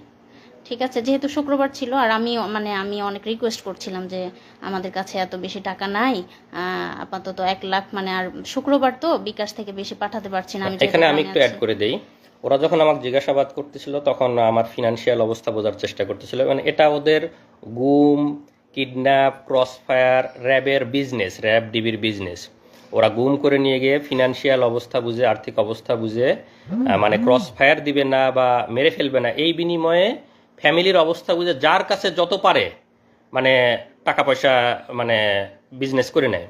তো আমাকে যখন জিজ্ঞাসাবাদ করছে আমি বলছি যে আমি তো পিএইচডি স্টুডেন্ট, কোরিয়াতে থাকি, আমি কিছু টাকা স্কলারশিপ পাই, আমি কয়দিন আগেই দেশে আসছি, আমার তো ফ্লাইটে অনেক টাকা খরচ হয়ে গেছে, আমার তেমন কোনো টাকা নাই, আমার বাবা রিটায়ার্ড সরকারি চাকরিজীবী, মানে বাবারও তেমন কোনো, মানে সব কিছু মিলায়ে বুঝছে যে আমার কাছে খুব বেশি টাকা নাই, মানে আমি যেহেতু স্টুডেন্ট পিএইচডি করি, খুব বেশি সেভিংস নাই, আমার আব্বা রিটায়ার্ড, আমার শ্বশুর হলো বড় গৃহস্থ, তো সব কিছু মিলায় ওরা সেই পরিমাণই ওদের কাছে ডিমান্ড করছে। তারপর আমি সকাল 9টার মধ্যে টাকা পাঠালাম, তারা টাকা পেয়ে আমাকে কনফার্ম করলো যে হ্যাঁ টাকা পেয়েছি, আপনার ছোট ছেলে আছে শুনেছি, তারপর হচ্ছে আমরা ওকে কিছুক্ষণ পরেই ছেড়ে দিব, আপনারা গাড়ি নিয়ে রেডি থাকেন, কিছুক্ষণ পর মোবাইলটা দিয়ে ওকে ছেড়ে দিব। তারপর হলো আমার ভাসুরা ঢাকায় ছিল তখন, আমি তাদেরকে জানালাম যে এরকম এরকম কথা হয়েছে, ওনারা ছেড়ে দিবে, আপনারা গাড়ি নিয়ে রেডি থাকেন। তারা একদম রেডি গাড়ি নিয়ে। হ্যাঁ, এবং আমি মোবাইলটা নিয়ে বসে আছি যে তার একটা কল আসবে, এসে বলবে যে এনামুল এখানে আছে, আমরা তাকে ছেড়ে দিলাম, বা ও আমাকে কল দিয়ে বলবে যে আমি বের হয়েছি, এরকম। আমি ফোন নিয়ে বসে আছি, গ্রামে সবাই আমাকে ঘিরে ধরে বসে আছে, কিন্তু কল আর আসে না। সবাই মানে ওয়েট করছি আমরা, এদিকে আমার ভাসুররা ওয়েট করছে, কোনো কল আসে না। একদম 9টা, 10টা, 11টা বেজে গেল, কোনো কল আসলো না। তখন আমরা বুঝে গেলাম যে এটা মানে আমাদের সাথে ধোঁকা দিয়েছে। তারপর যে নাম্বারগুলোতে টাকা পাঠালাম সবগুলো নাম্বার বন্ধ, যে নাম্বারে কথা বলেছি ফোনে সেটাও বন্ধ, এবং আমরা সেই নাম্বারগুলো ট্র্যাক করার চেষ্টা করেছি। নাম্বারের কোনো মানে ঠিকানা বা আইডি কার্ড যে রেজিস্ট্রেশন করা হয়েছে যে নাম দিয়ে, সেগুলো আমরা খোঁজার চেষ্টা করেছি, সেই কোনো নাম্বারে কোনো রেজিস্ট্রেশন ছিল না সেই সিমগুলোতে। তো তারপর যাই হোক, দুপুর পর্যন্ত এরকম হলো। তখন পর্যন্ত আমরা তো মানে কিডন্যাপার হিসেবেই চিন্তা করেছিলাম। যখন দুপুরে টাকা পয়সা নেওয়ার পরেও ছেড়ে দিল না বা কোনো খোঁজ পেলাম না, তখন আমাদেরকে আমাদের অনেক শুভাকাঙ্ক্ষী, আমার হাজব্যান্ডের ফ্রেন্ড এবং তার ছোট ভাই, বড় ভাই, সবাই মিলে আমাকে ফোন করে বলতেছে যে আপু এটা না, এটা হচ্ছে কিডন্যাপ না, ভাইয়াকে সম্ভবত গুম করা হয়েছে, আমরা ধারণা করতেছি, এবং ইলেকশনের আগে এগুলো খুব বেশি করা হচ্ছে। আর হচ্ছে এই মুহূর্তে আমাদের যত বেশি মানে ভাইরাল বা মিডিয়াতে প্রচার করব তত বেশি মানে ভাইয়ের জন্য ভালো, না হলে খারাপ কিছু হয়ে যেতে পারে। তো তখন আমি ফ্যামিলির সাথে কথা বলে তাদেরকে অনুমতি দিলাম, এবং সেই মুহূর্তে কোরিয়া, বাংলাদেশ এবং TV channel, news paper, daily star, প্রথম আলো সব জায়গায়, ফেসবুক সব জায়গায় ভাইরাল হয়ে গেল। আমরা প্রচার করলাম যে তাকে পাওয়া যাচ্ছে না এয়ারপোর্টের সামনে থেকে, মানে এয়ারপোর্টে যাওয়ার পর থেকে তাকে আমরা আর খুঁজে পাচ্ছি না। এরকম নিউজ হলো একদম, মানে কোরিয়া, বাংলাদেশ সব জায়গায় একদম ভাইরাল হয়ে গেল। তারপর হচ্ছে তারপরটা উনি বলবেন। হ্যাঁ, সে সময় আসলে অনেক পত্রিকা, টিভি মিডিয়া, যেহেতু আমি বিশ্ববিদ্যালয়ে পড়তাম, আমার বন্ধু, বড় ভাই, ছোট ভাই অনেকে সাংবাদিক ছিল, কোরিয়াতে অনেক সাংবাদিক বন্ধু ছিল। তো সবাই মানে যার যার অবস্থান থেকে চেষ্টা করে, সবাই নিউজ করে, অনেকটা ভাইরাল মতো হয়ে যায় সেই 2018 সালে, যাদের মনে আছে। তো এখানে একটা জাস্ট নিউজ আমার, যে এখানে ইংলিশ একটা নিউজ পেপার, যে পিএইচডি স্টুডেন্ট গোজ মিসিং, প্রথম আলো সহ অনেক জায়গায় আসে যে কোরিয়াতে ফেরার পথে পিএইচডি স্টুডেন্ট অপহরণ হয়ে গেছে। তো নিউজগুলো অনেকটা ভাইরাল মতো হয়ে যায়। তা আমি তো ওখান থেকে বুঝতেছি না, আমি যেহেতু ঘুমের রুমে আছি, আমি তো বুঝতেছি না আমাকে নিয়ে এত কিছু হচ্ছে। আমি বুঝতেছি সবাই খোঁজাখুঁজি করতেছে, কিন্তু এত নিউজ হয়েছে এটা তো আর আমার ধারণা নাই। তো ওখানে একবার কারারক্ষী, মানে যে গার্ড থাকে, সে একবার এসে জিজ্ঞেস করতেছে, আপনি কি পিএইচডি স্টুডেন্ট নাকি, মানে ডিউটি চেঞ্জ হয়েছে অন্য একজন। তাই বললাম যে হ্যাঁ। আচ্ছা, আপনাকে নিয়ে অনেক লেখালেখি হচ্ছে, আপনার বন্ধু টন্ধু আছে নাকি সাংবাদিক? তোমাকে হ্যাঁ, তো বিশ্ববিদ্যালয়ে পড়ছে, অনেক সাংবাদিক বন্ধু আছে। তা একটু খালি মানে বুঝতে পারলাম যে মনে হয় আমাকে নিয়ে অনেক লেখালেখি হচ্ছে। এরপরে আসল মানে যে এতক্ষণ তো বললাম যে আমাকে উপরে একটা রুমে রাখছিল, যেখানে আমরা 2 জন ছিলাম এক রুমে, এবং সর্বমোট 5 জন ছিলাম পাশাপাশি রুমে। এরপরে আমাকে যে আয়নাঘর, আমরা যেটা আসলে বুঝি যে ঘুমের যে স্পেশাল রুম, সেই স্পেশাল রুমে আমাকে নিয়ে যায়, রাখে, চোখ বেঁধে নিয়ে যায়। তো সেটা হলো যে মানে আমাকে চোখ বেঁধে যখন নিয়ে যায়, আমি এটা আগে একটু বলে নেই, যদিও এই স্টেজে তো আমি দেখতে পাচ্ছি র্যাবের কোন জায়গায় সেটা তো আমি জানি না, পরবর্তীতে জানছি। আমি এই স্টেজেই আপনাদেরকে একটু বলে দিচ্ছি। সেটা হলো যে আমাকে যেখানে রাখছিল সেটা হলো র্যাব 2 বসিলা মোহাম্মদপুর ক্যাম্প। আমি আবার বলতেছি, র্যাব 2 বসিলা মোহাম্মদপুর, ঢাকা, এখানে আমাকে রাখছিল। তো সেখানে আমাকে চোখ বেঁধে যখন নিয়ে যাওয়ার পরে, আপনারা যদি সাংবাদিক বা যারা আছেন, যারা মানবাধিকার কর্মী আছেন, তারা যাবেন, তারা দেখবেন র্যাব 2 এর বসিলা মোহাম্মদপুর ক্যাম্পে যদি আপনারা দরজা দিয়ে ঢুকে ডান পাশের যে বিল্ডিংটা, স্বাভাবিকভাবে দেখে মনে হবে একটা স্বাভাবিক বিল্ডিং, একতলা কি দোতলা বিল্ডিং, একটা গেট দিয়ে ঢুকে ডান পাশের বিল্ডিংটা। তো সেই বিল্ডিংয়ে আমাকে তখন ওই রুম থেকে চোখ বেঁধে নিয়ে গেল একটা টয়লেটের মধ্যে দিয়ে দরজা আছে, দরজা দিয়ে সম্ভবত আন্ডারগ্রাউন্ডে নিয়ে গেল। সেখানে একদম সিঙ্গেল গুমের রুম করা আছে, এখানে বিভিন্ন যাদেরকে গুম করে নিয়ে আসে সেখানে রাখা। আমাকে সেই একটা রুমে রাখলো। তো সেই রুমটার বর্ণনা এরকম যে, আমরা যদি বাংলাদেশের একটা টয়লেট মতো চিন্তা করি, লো কমোড টয়লেট, যেগুলো আমরা স্বাভাবিকভাবে ইউজ করতে পারি, হাই কমোড টয়লেট না। তো ওই রুমের মধ্যে একটা ছোট্ট টয়লেট আছে, একটা ট্যাপ, একটা বদনা।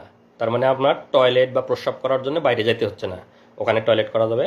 আর বাকি যে ফাঁকা জায়গাটুকু আছে, মানে একটা টয়লেটের বড় একটা টয়লেটের জায়গার মতো বাকি যে ফাঁকা জায়গাটুকু আছে, সেই জায়গায় একটা স্বাভাবিক মানুষ টান হয়ে শুয়ে থাকতে পারবে না। আমি হাইটে অত বেশি লম্বা না, তারপরে আমাকেও পা একটু ঘুচা এভাবে শুয়ে থাকতে হতো, এরকম এতটুকু জায়গা। আর সামনে যে দরজাটা একদম সলিড, এই দরজাটার মানে রডের শিক নাই, দরজাটা একদম সলিড, দরজার মানে হেড বরাবর একটা গোল ছিদ্র করা। তো সামনে যারা মানে গার্ড থাকে, তো কাউকে বলার দরকার হলে ওই ছিদ্রর ওইটা সরায় ওদেরকে ডাক দিলে তখন ওরা কোনো কথা বলা বা কোনো জরুরি কিছু দরকার হলে ওরা, বা খাবার দেওয়ার দরকার হলেও ওদিক দিয়ে এসে কথা বলে তারপরে খাবার দেয়। তো ওইটা হলো একদম স্পেশাল রুম ঘুমের, যে একদম মানে ভাষায় বর্ণনা, আপনারা আয়নাঘরের অনেক ছবি হয়তো ইয়েতে নেত্র নিউজে বা বিভিন্ন জায়গায় দেখছেন, আগামীতে আরও আসবে, আপনারা হয়তো ভিডিও দেখতে পারবেন, সাংবাদিক মানবাধিকার কর্মীরা যাবেন, সেগুলো ভিডিও করে নিয়ে আসবেন। তো একদম যেটা বর্ণনা দিলাম, একটা ছোট টয়লেট এবং বাকি যে ফাঁকা জায়গাটুক থাকে, কষ্টে মষ্টে পা ভাঁজ করে একজন মানুষ শুয়ে থাকতে পারে। তা আমাকে ওখানে রাখার পরে একা ওই রুমগুলো হলো সিঙ্গেল ইউনিট, একা রাখলো। তো স্বাভাবিকভাবে ওখানে তো সবসময় মৃত্যু আতঙ্ক, মানে কখন মেরে ফেলবে, কখন মানে সবসময় কল্পনা যে মেরে কোথায় লাশ ফেলে দেবে, কেউ টের পাবে। বাংলাদেশে যা হয় মানে লাশ ভাসতেছে, গুম হয়ে যাচ্ছে, নিখোঁজ হচ্ছে, কে কোথায় মারা যাচ্ছে, কার কোথায়, সেগুলো সবসময় চিন্তা হচ্ছে। তো পরের দিন রাতের বেলা আমাকে আবার ওই গুমের ওই যে সিঙ্গেল রুম, আয়নাঘরের যে সিঙ্গেল রুম, সেই রুম থেকে নিয়ে যায়, নিয়ে আবার অফিসারদের রুমে নিয়ে যায়। অফিসারদের রুমে যখন যাবে সবসময় চোখ বাঁধা, গুমের রুমে থাকা অবস্থায় চোখ খোলা রাখে। অফিসারদের রুমে যাওয়ার সময় সবসময় চোখ বাঁধা, কারণ কে জিজ্ঞাসাবাদ করতেছে, কে অফিসার, কে কি, কোনো কিছু বোঝার সুযোগ নাই। তারা বাংলাদেশি না ভিনদেশি তাও বোঝার সুযোগ নাই। এবং আমার কাছে যথেষ্ট সন্দেহ হয়েছে যে তাদের মধ্যে কিছু ভারতীয় মানে র বা এদের থাকতে পারে, এবং এদের জিজ্ঞাসাবাদ, এদের টেকনোলজি, মোবাইল সার্চিং, এগুলো এত ইন্টেলেকচুয়াল, এত দক্ষ, আমার কাছে মনে হয় না যে বাংলাদেশিরা এত দক্ষ হতে পারে। তাদের মধ্যে দুই একজন মানে ভারতীয় রয়ের গুপ্তচর থাকা অসম্ভব কিছু না, আমার কাছে মনে হয়েছে। কলকাতার হ্যাঁ, বা এবং ভাষাটাও সবসময় একদম পিওর বাংলা মনে হয় নাই, কয়েকজন কথা বলতেছিল। যাই হোক, যেটা বললাম যে মানে অফিসারদেরকে আমরা যেহেতু দেখতে পাচ্ছি না, তাদের বর্ণনা দেওয়ার তো সুযোগ নেই এই স্টেজে। তো সেখানে এরা রাতভর আবার আমাকে জিজ্ঞাসাবাদ করে, এবং সেদিন মানে ফিজিক্যাল টর্চার করে নাই, ভয়াবহ মানসিক টর্চার করছে। যেটা বললাম যে বন্দুকের গুলির শব্দ, লাঠির শব্দ, মানে কানে ইলেকট্রিক শক দেওয়ার মতো শব্দ, ভয়াবহ মানসিক টর্চার করে। এবং আমাকে প্রায় হয়তো আনুমানিক রাত 12টার দিকে আবার এনে গুমের রুমে রেখে দেয়।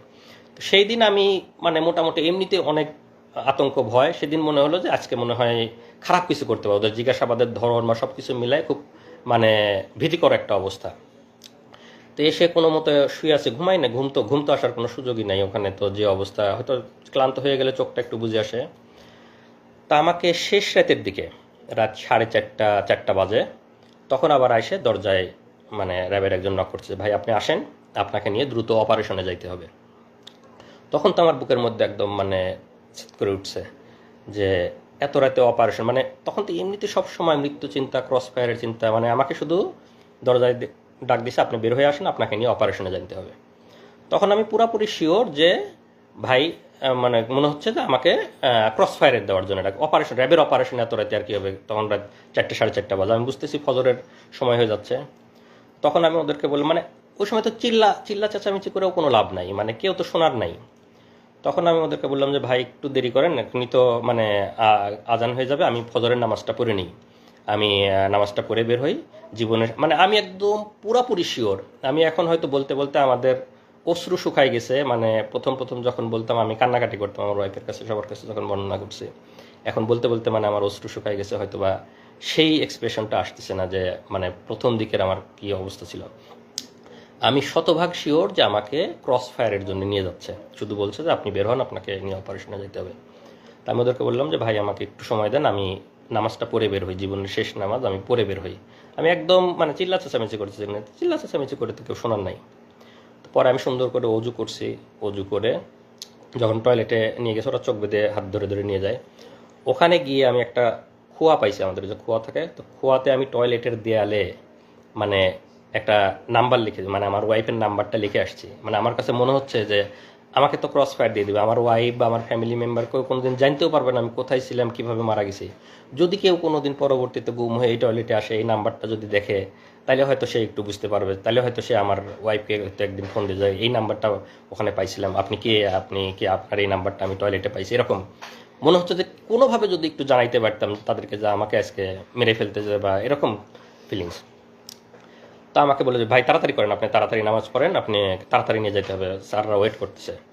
তা আমি অজু করে একদম ফজরের নামাজটা পড়লাম। আমার মানে সেই শেষ নামাজের যে কি ফিলিংস, এটা আমি মানে ভাষায় প্রকাশ করতে পারবো না। আমি একদম কনফার্ম আমাকে ক্রস ফায়ারে নিয়ে যাচ্ছে, এটা আমার জীবনের শেষ নামাজ। সেই নামাজের যে কি মানে ফিলিংস, সেটা আমার মানে এই মুহূর্তে বলার ভাষা নাই। নামাজ পড়ে আল্লাহর কাছে একদম অঝোরে কান্নাকাটি করে আল্লাহর কাছ থেকে জীবনের যত গুনাহ আছে সব মাপ চেয়ে একদম বিদায় নিয়ে যাচ্ছি, যে আল্লাহ তুমি আমার সব গুনাহ মাফ করে দিয়ে আমার বউ বাচ্চাকে দেখে রাখো। মানে একদম মৃত্যু পথযাত্রী মানুষের দোয়া যা হয়, আমি একদম দোয়া করে নামাজ পড়ে বের হলাম। আমাকে চোখ বেঁধে নিয়ে বের হলো। বের হওয়ার পরে আমি দেখলাম যে 3টা গাড়ি সাজানো, র্যাবের 3টা গাড়ি, সামনে, মাঝখানে, পিছনে।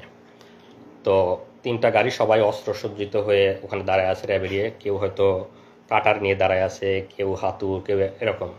তা আমার কাছে মনে হচ্ছে যে আমাকে ক্রস ফায়ার দিয়ে মারবে, যে কাটারগুলো দিয়ে হাত পা এগুলো কাটবে, মানে অঙ্গ প্রত্যঙ্গ বিচ্ছিন্ন করে করে ফেলবে, মানে বিভিন্ন রকমের অস্ত্র নিয়ে দাঁড়ায়, স্বাভাবিকভাবে ভীতিকর।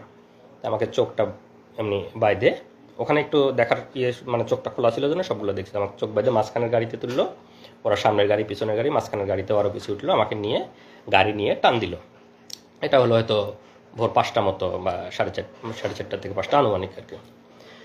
তো গাড়ি চলতেছে চলতেছে, আমি একদম অঝোরে শুধু আল্লাহর কাছে হাত তুলে দোয়া করতেছি, মানে জীবনের শেষ মুহূর্তের যত মাপ চেয়ে নেওয়া, জীবনের শেষ মুহূর্তের যত দোয়া আল্লাহর কাছে করতেছে। আর পাশের যারা আছে তারা সান্ত্বনা দিচ্ছে, ভাই কান্না করেন না, আল্লাহ আল্লাহ আল্লাহ শিখ করি, তারা তখনও সান্ত্বনা দিচ্ছে। আর আমি অজোরে আল্লাহর কাছে শুধু দোয়া করে যাচ্ছে এরকম। আমি তো জানি যে আমাকে ক্রস ফায়ারে নিয়ে যাচ্ছে, শেষ মুহূর্তে যত আল্লাহর কাছে মাপ চেয়ে নেওয়া যায়।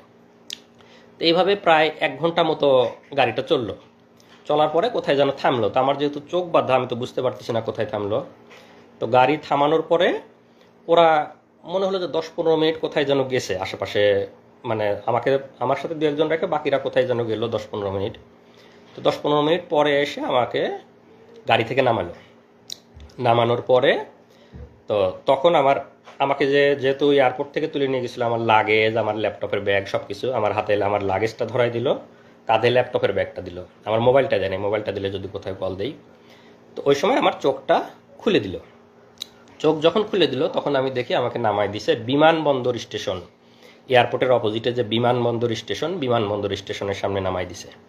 তো এটার কারণ হলো যেহেতু আগের দিন সব জায়গায় নিউজ হয়ে গেছে যে কোরিয়াতে ফেরার পথে পিএইচডি গবেষক অপহরণ হয়েছে, আমার বাড়ি পাবনাতে, আমাকে বিমানবন্দরের সামনে থেকে পাওয়া যাচ্ছে না, বিমানবন্দরে যাওয়ার পথে পাওয়া যাচ্ছে না, এরকম নিউজ হয়েছে। এই জন্য ওরা আমাকে বিমানবন্দর স্টেশনের সামনে নামাই দিয়ে তখন আমাকে বলতেছে যা তোর যেখানে খুশি যা। আচ্ছা, আরেকটা জিনিস, ওই নামানোর আগে গাড়ির মধ্যে আমার হাতে একটা দিয়ে ওই শয়তানটা, ওর নামটা আরেকটু পরে বলবো, মানে চরমভাবে একটা চাপ দিচ্ছে, একটা কি যেন একটা ডিভাইস আমার সবগুলো আঙ্গুলের মধ্যে দিয়ে, মানে মনে হচ্ছে সবগুলো আঙ্গুল ভেঙে ফেলতেছে যাতে আমি শক্ত করে কোনো কিছু ধরতেও না পারে আমার লাগেজটা কোনো মতো। তো চরমই, আমি তো অনেক চিল্লাতে আমি ইয়ে করে গাড়ির মধ্যে আর কি। পরে নামাই দিয়ে লাগেজ ধরাই দিল, কাঁধে আমার ল্যাপটপের ব্যাগ, বলে যা যেখানে খুশি যা। পরে আমি তাকায় দেখলাম বিমানবন্দর স্টেশন। তা আমি তখনও ভাবতেছি, মানে আমার তখনও তো মৃত্যু আতঙ্ক, আমি ভাবতেছি যে আমি ছেড়ে দেবো, পিছন থেকে হয়তো গুলি করে মেরে ফেলবে। আর গাড়িতে যখন নিয়ে আসতেছিল তখন তো মনেই হচ্ছিল যে হয়তো আমাকে কোনো ব্রিজের উপরে নিয়ে যাবে, কোনো ফাঁকা জায়গায় নিয়ে যাবে, গিয়ে গুলি করে মেরে ফেলে দেবে নদীতে বা ব্রিজ থেকে ফেলে দিবে, মানে বাংলাদেশে যেভাবে লাশ ভাসে থাকে সেরকম আমি কল্পনা করতেছি, আল্লাহর কাছে দোয়া করতেছি। আর বিমানবন্দর স্টেশনে নামাই দেওয়ার পর আমি দেখতেছি বিমানবন্দর স্টেশন, কিন্তু আমার মনের মধ্যে মৃত্যু আতঙ্ক। আমার কাছে মনে হচ্ছে যে আমি হাঁটতে থাকবো, পিছন থেকে মনে হয় গুলি করে মেরে দিবে আর কি, ক্রস ফায়ার করে দিবে, এরকম মনে হচ্ছে। তা আমি আশেপাশে হাঁটতেছি আর ওরা আমাকে ঘিরে ধরে হাঁটতেছে। তো যারা ঘিরে ধরে হাঁটতে, যেহেতু আমার এই স্টেজে চোখ খোলা, আমি তো সবাইকে দেখতে পাচ্ছি। আর কয়েকদিন গার্ড দিছে, গার্ডদের অনেকের তো চেহারা আমি দেখছি। তো সেই গার্ডদের অনেকের র্যাবের ড্রেস পরা, অনেকের ড্রেস ছাড়া, তো সব রকমই আছে। তা আমি আস্তে আস্তে এয়ারপোর্ট স্টেশনের ভিতরে ঢুকে গেলাম। তখন একটু সকাল হয়েছে, এয়ারপোর্টের স্টেশনের কিছু লোকজন আসছে। তা আমার মধ্যে তো আমি দেখতেছি তারা আমার চারপাশে ঘিরে আছে। আবার আমার মনে হচ্ছে আমি যদি কোনোভাবে একটু ফ্যামিলিকে জানাইতে পারতাম। তো আমি ওখানে গিয়ে 1-2 জনকে একটু রিকোয়েস্ট করলাম, ভাই একটু মোবাইলটা দেওয়া যাবে, আমি একটু বাড়িতে কল দেবো। তো ওরা হয়তো আমার পিছন থেকে সিগন্যাল দিচ্ছে, খবরদার দেওয়া যাবে না। তো লোকজন না করলো যে না দেওয়া যাবে না, হ্যাঁ মোবাইল দিতে পারবো না। তো 2 জনকে আমি রিকোয়েস্ট করছি, ভাই প্লিজ আমাকে একটু মোবাইলটা দেন, আমি একটু আমার বাড়িতে কল দিব।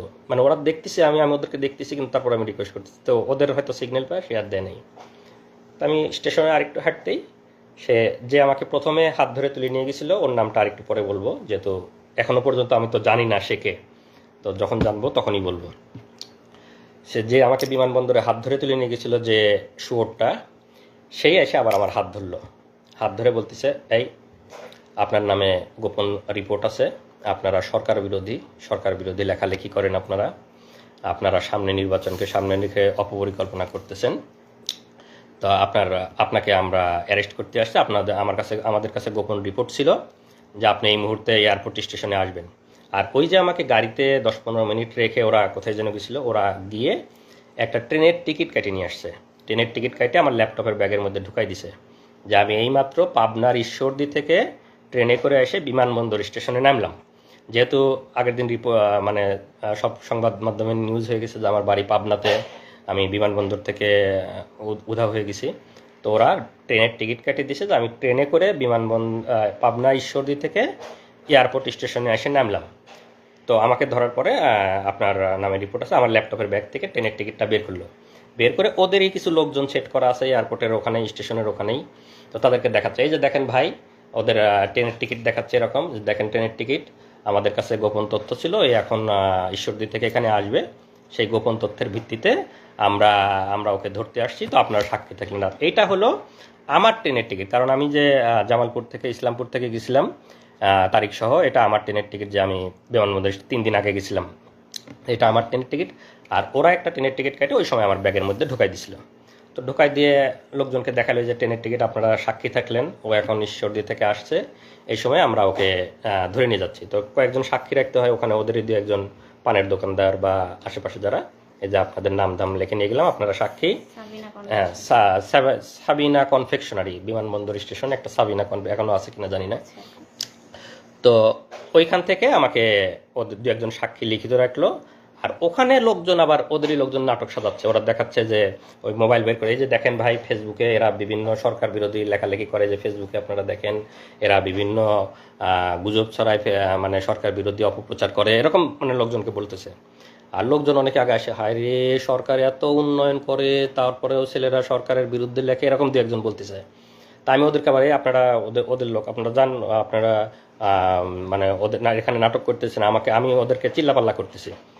যখন আমাকে বলতেছে যে আপনার নামে রিপোর্ট আছে, আপনাকে আমরা ধরতে আসছি, আমি তখন চিল্লাপাল্লা করছে যে আমাকে মানে গ্রেপ্তার করতে আসছেন, মানে আমি তো 3 দিন আপনাদের ওখানে ঘুমছিলাম, এখানে আমাকে এনে নাটক করতেছেন, মানে আমি খুব চিল্লাপাল্লা করছি।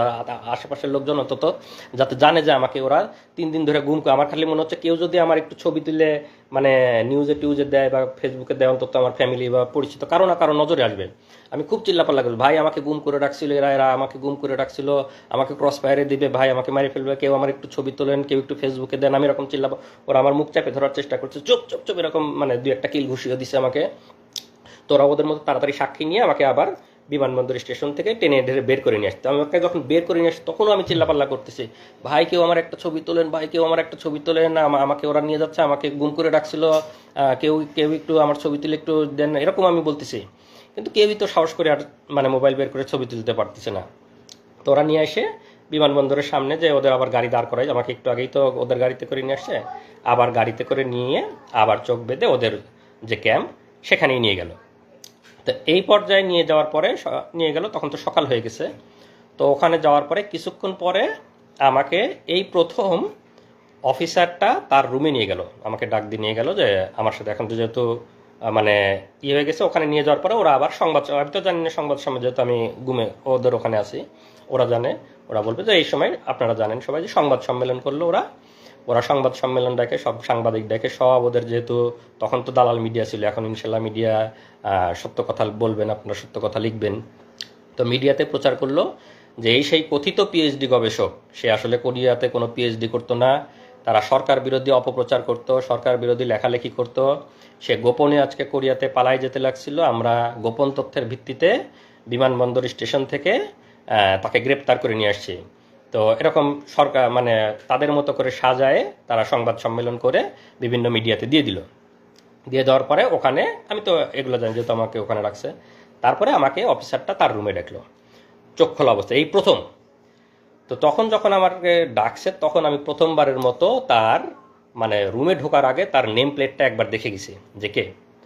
পরে তো ভিতরে ঢুকে তার সাথে আমার নাম ধাম ইয়েটেগুলো, তোমার নামে এখন মামলা দেওয়া হবে, আমরা তোমার নামে ডিজিটাল নিরাপত্তার মামলা দিয়ে তোমাকে ইয়ে করে দিবে, এরকম বলতেছে আর কি। তো যেহেতু নেম প্লেটটা দেখে গেছে, এই সময় আমি বলতেছি যে এই শুয়োরটা হলো আমাকে গুম করা থেকে শুরু করে সব কিছু নিজে হাতে করছে, এবং আমরা বসিলা মোহাম্মদপুর ক্যাম্পে যে 5 জন ছিলাম, 5 জনকে সে নিজে হাতে গুম করছে, এবং পরবর্তীতে আমি জেলে ছিলাম, জেলে থাকা অবস্থায় অনেকের সাথে কথা, তাদেরকেও সে গুম করছে। তা আমি তার ছবিটা আমার কমেন্টে দিয়ে দিব আপনাদের ইয়েতে, তার বিস্তারিত। তার নাম হলো মহিউদ্দিন ফারুকি। 2018 সালে র্যাব 2 বসিলা মোহাম্মদপুরে সে ছিল কোম্পানি কমান্ডার।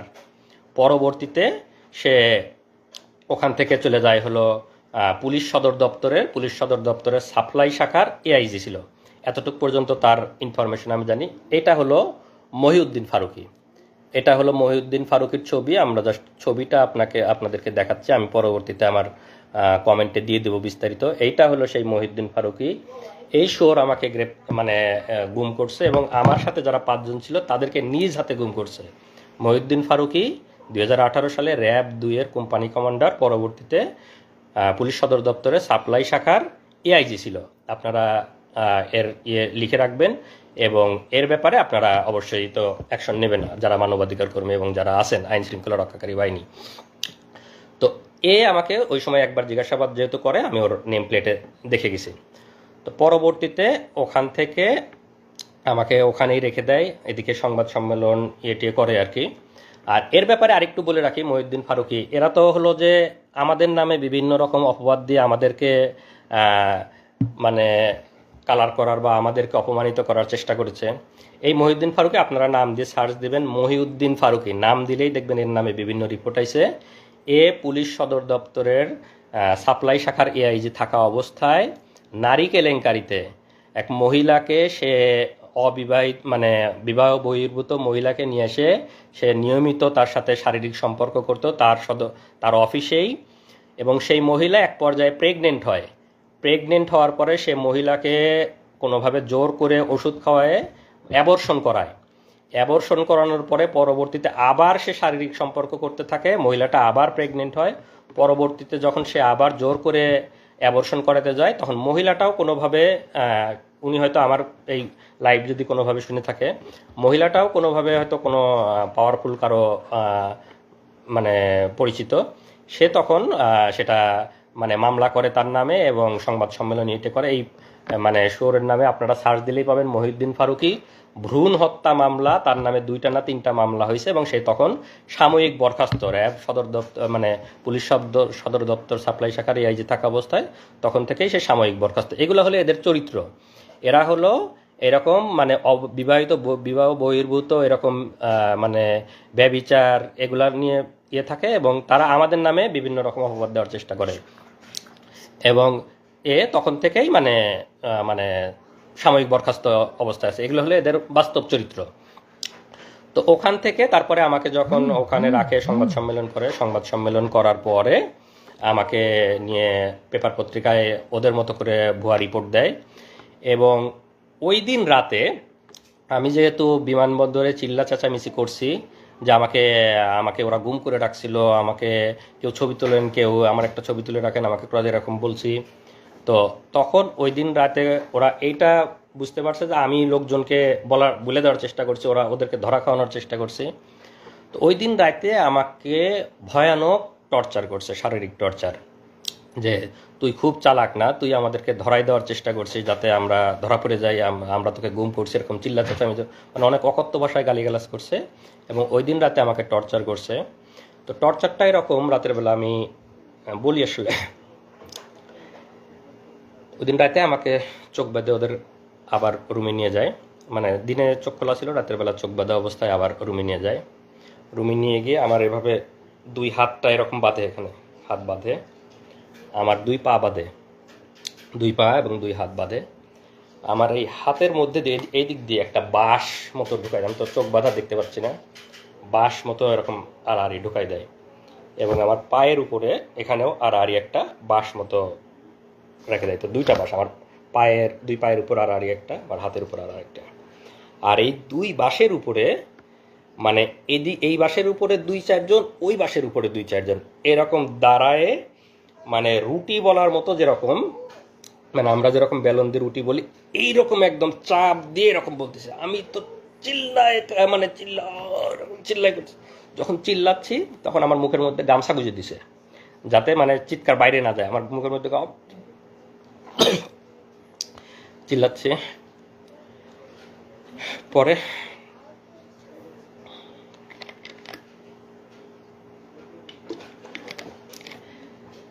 এভাবে প্রায় 15-20 মিনিট আমার উপর ভয়াবহ টর্চার চালায় ওরা। মহিউদ্দিন এই সেই গেঞ্জি বলতে ভুলে গেছি, এই সেই গেঞ্জি যে গেঞ্জি পরা অবস্থায় আমাকে তুলে নিয়ে গেছিল, এই গেঞ্জি পরা অবস্থায় ছিলাম। এই গেঞ্জি পরা অবস্থায় আমাকে ওই টর্চার করে, রক্ত এবং ময়লা মিশ্রিত সেই গেঞ্জি। আমরা 5 বছর সেই গেঞ্জিটা যত্ন করে তুলে রাখছিলাম আজকের দিনের জন্য, যে আজকের দিনে আজকের এই দিনে আমরা এই গেঞ্জিটা পরে আপনাদের সামনে বলবো। এই সেই গেঞ্জি পরা অবস্থায় আমাকে টর্চার করে, ভয়ানক টর্চার, রক্ত এবং ময়লা এখনো আছে। টর্চার করার পরে পরের দিন সকালে আমাকে থানায় পাঠাবে। আমার নামে এর আগে কোনো মামলা নাই, কোনো রিপোর্ট নাই, কোনো মামলা নাই। এখন তো আমাকে থানায় দিতে গেলে একটা মিথ্যা মামলা দিতে হবে। তখন পরের দিন সকালে ওরা একটা ভুয়া ডিজিটাল নিরাপত্তা, আপনারা জানেন যে ডিজিটাল নিরাপত্তা আইনের অবস্থা, আমরা সবাই এই আইনের যে কালো দিক, সেদিকের শিকার মানবাধিকার কর্মীরা, সাংবাদিকরা, আমরা যারা বাক স্বাধীনতায় বিশেষ করে আমরা সবাই শিকার। তা আমার নামে ভুয়া ডিজিটাল নিরাপত্তা আইনে একটা মামলা দেয়।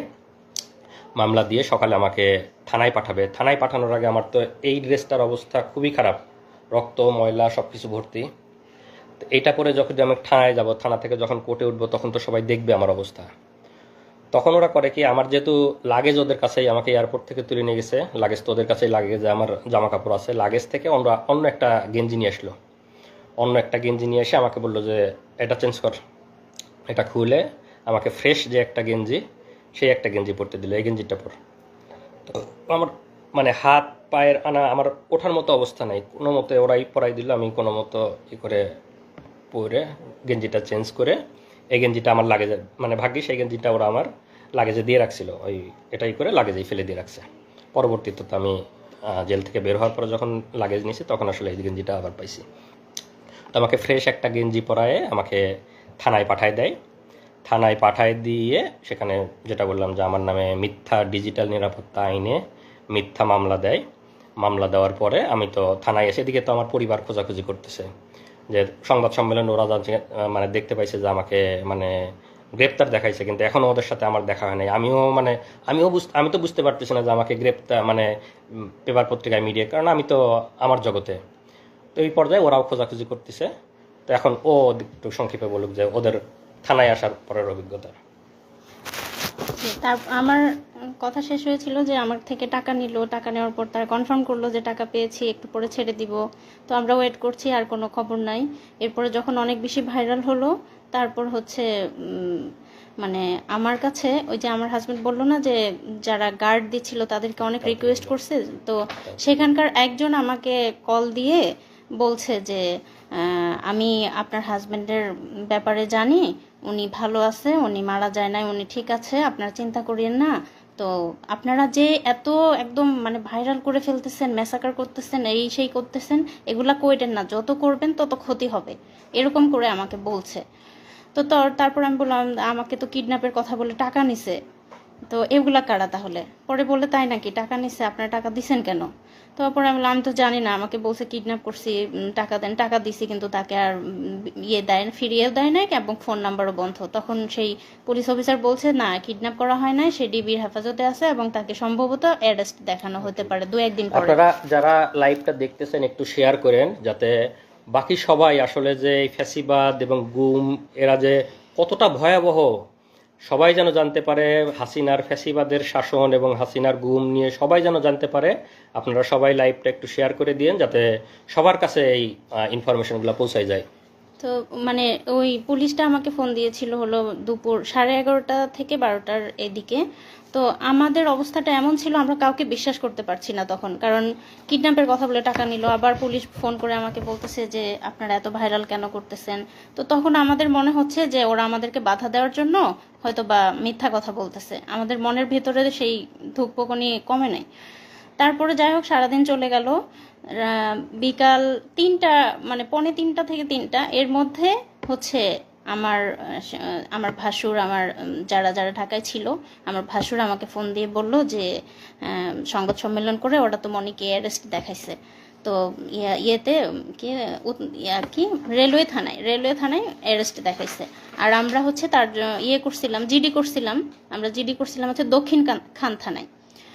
তো রেলওয়ে থানায় অ্যারেস্ট দেখাইছে। আমার ভাসুরা সাথে সাথে সেখানে গেছে, যে তার সাথে দেখা করতে চাইছে, বলছে যে না এখন দেখা করা যাবে না এরকম। তো তখন আমার ভাসুর আমাকে বললো যে তুমি এখনই রওনা দাও, হয়তো তোমাকে দেখা করতে দিবে, তুমি সাফওয়ানকে নিয়ে এখনই চলে আসো। তখন আমি আমার ইয়েতে ট্রেন ছিল আমার ইসলামপুরে জামালপুরে, তখন ট্রেন ছিল 3:30, আমি সেই ট্রেনে তখনই রওনা দিই আমার বাচ্চাটাকে নিয়ে। তো এর মধ্যে যে 3টা দিন গেছে, এই 3 দিনে আমি শুধু একটু পানি খেয়েছিলাম, এবং আমার বাচ্চাটা তখন কোথায় যাচ্ছে কি খাচ্ছে আমি কিছুই জানি না। তো সেই অবস্থায় আমি আমার ছোট বাচ্চাটাকে নিয়ে আমি আমার দুলাভাইয়ের সাথে করে ট্রেনে যাচ্ছি। তারপর আমরা মানে 8:30টার দিকে ঢাকায় পৌঁছলাম। ফোন পৌঁছেই হচ্ছে আমি আমার ভাসুরকে কল দিলাম যে কোথায় আসব। তো পরে বললো যে থানায় আসার আগে থানায় আসো, আর হচ্ছে অফিসারের নাম্বার দিল যে আগে এনাকে ফোন করো যে দেখা করতে দিবে কিনা, এত দূর থেকে আসছো, যদি দেখা করতে না দেয় শুধু শুধু আসে কষ্ট করা লাগবে, আগে কল দিয়ে কথা বলে নাও। তো কল দিলাম, তখন ওনারা বললো যে না, রাত্রেবেলা আমরা কাউকে দেখা করতে দেই না, আমাদের অফিসাররা রাতে থাকে না, তো অনুমতি ছাড়া দেখা করা যাবে না, আপনারা কালকে সকালে আসবেন, সকালে তাকে কোর্টে নেওয়া হবে তখন আসবেন। তো আমি তো 3-4 দিনের এই ধকল, তার মধ্যে বাচ্চাটা নিয়ে এক আত্মীয়র বাসায় উঠেছি। আমার বাচ্চাটার অযত্নে ওর মানে পেটে গ্যাস হচ্ছে, মানে ওর প্যান্ট নষ্ট হচ্ছে, এরকম অবস্থা।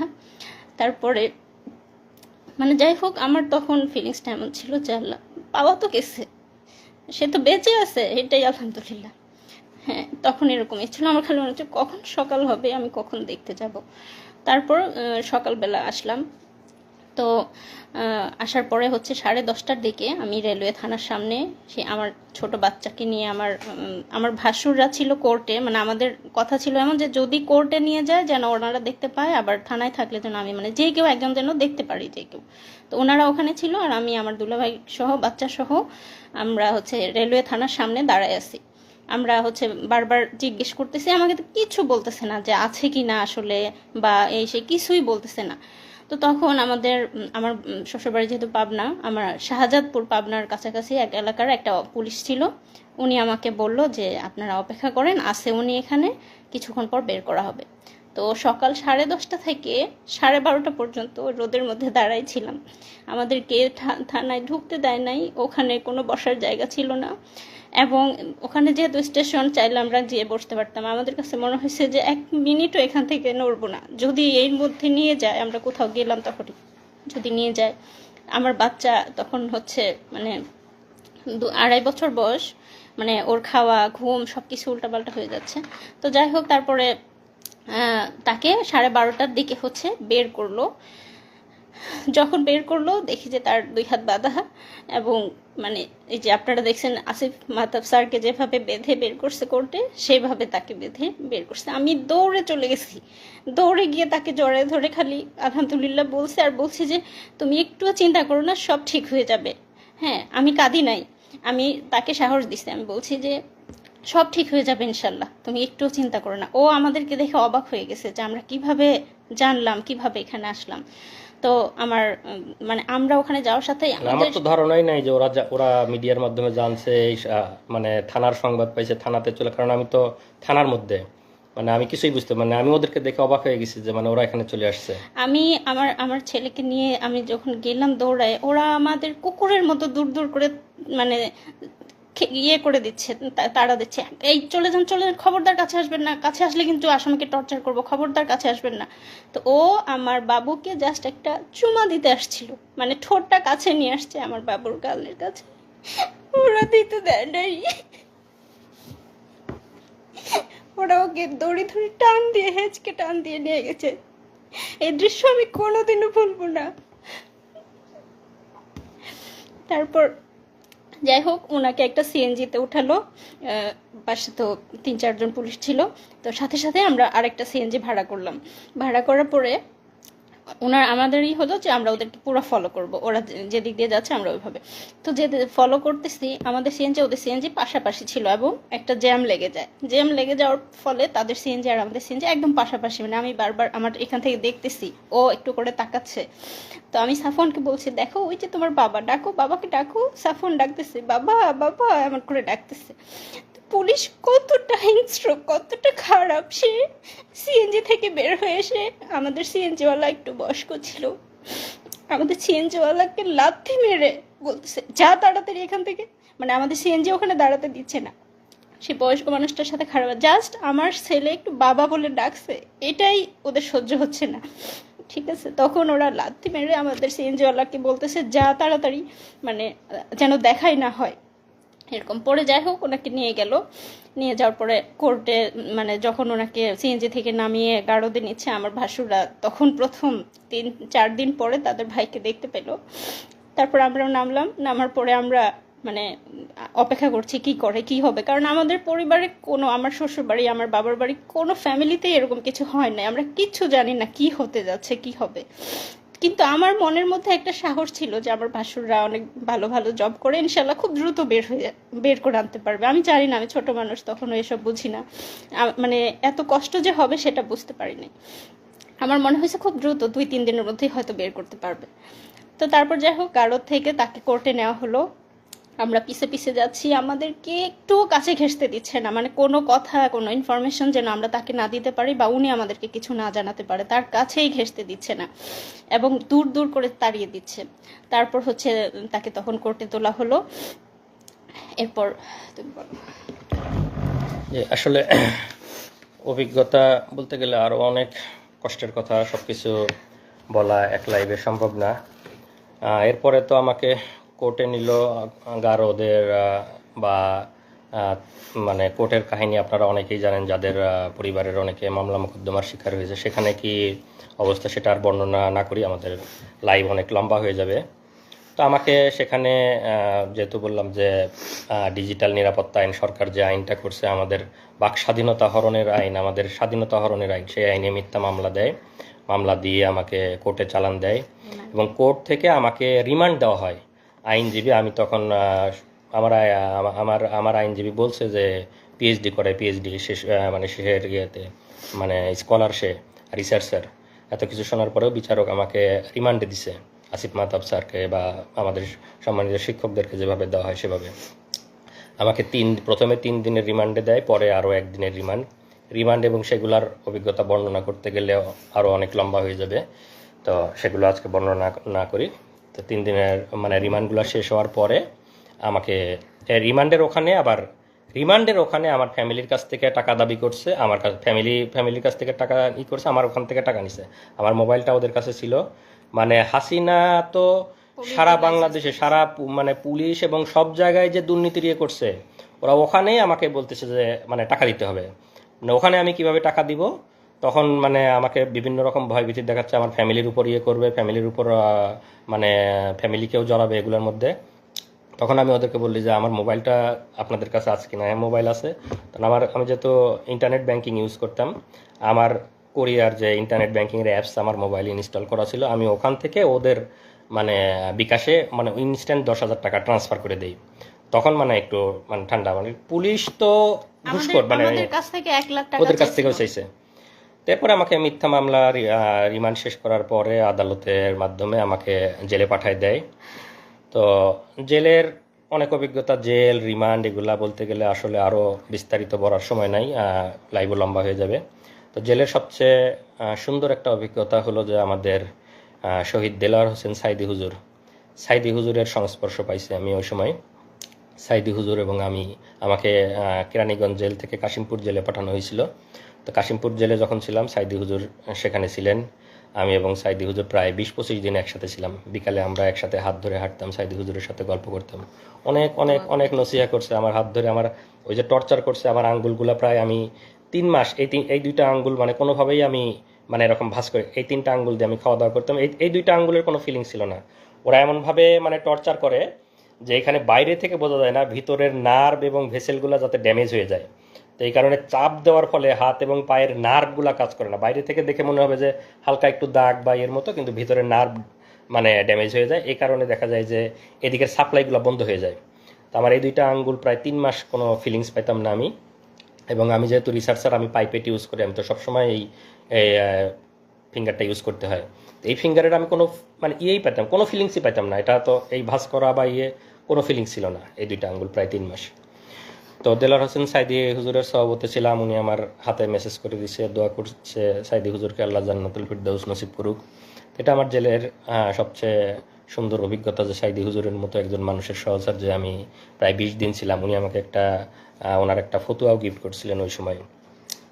আর এই যে আমরা এতদিন পরে আজকে লাইভে আসছে। আপনারা সবাই জানেন যে বাংলাদেশ কোন ফ্যাসিবাদের মধ্যে ছিল, আমাদের কোনো বাক স্বাধীনতা ছিল না, আমাদের বলার কোনো সুযোগ ছিল না, বলার কোনো অধিকার ছিল না, মিডিয়া আমাদের কথা প্রচার করতো না, আমাদের পরিবারের উপর টর্চার করা হতো, পরিবারের আমি কোরিয়াতে চলে আসছি, আবার আল্লাহ আমাকে জেল থেকে বেরো অনেক কঠিন পথ পাড়ি দিয়ে আসতে হয়েছে, সেগুলা অন্য কোনো একদিন বলবো।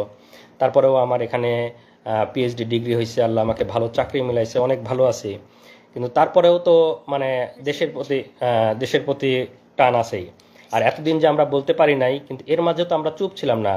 আমরা যারা বলতে চাই তারা তো আমরা বিভিন্নভাবে বলার চেষ্টা করি। আমি আল জাজিরাতে, বিবিসিতে, আমাদের শ্রদ্ধেয় সামি ভাই, তাসনিম খলিল ভাই, ওনাদের সাথে কথা বলছি, ওনাদের কাছে বলছি, বিবিসিতে বলছি, আল জাজিরাতে বলছি, সব জায়গায় হাসিনার ফ্যাসিবাদ, হাসিনার গুম, এগুলো আমরা অলরেডি ইন্টারন্যাশনাল মিডিয়াতে দিয়ে রাখছিলাম। এবং আজকের যে এই যে সরকারের পতন, এগুলো আসলে তো সব কিছুরই সম্মিলিত একটা মানে বাইরে থেকে মানে র্যাবের যে স্যাংশন বা র্যাবের এগুলো সব কিছুই আসলে এই সম্মিলিত মানে রিপোর্ট বা এগুলোর মাধ্যমে হয়েছে। এবং আমি যেহেতু পিএইচডি রিসার্চার ছিলাম, আমি তো স্বাভাবিকভাবেই মোটামুটি তাদের সাথে ইংরেজিতে কথা বলতে পারবো। তো আমি তাদেরকে সব কিছু বিস্তারিত বলছি, বিবিসি, আল জাজিরা এবং মানবাধিকার সংগঠনগুলোকে। তো আসলে শেষ কথা এটাই যে আমরা যারা প্রবাসে আছি সবাই দেশকে ভালোবাসে, স্বাভাবিকভাবে আমিও ভালোবাসি, দেশকে অনেক ভালোবাসি।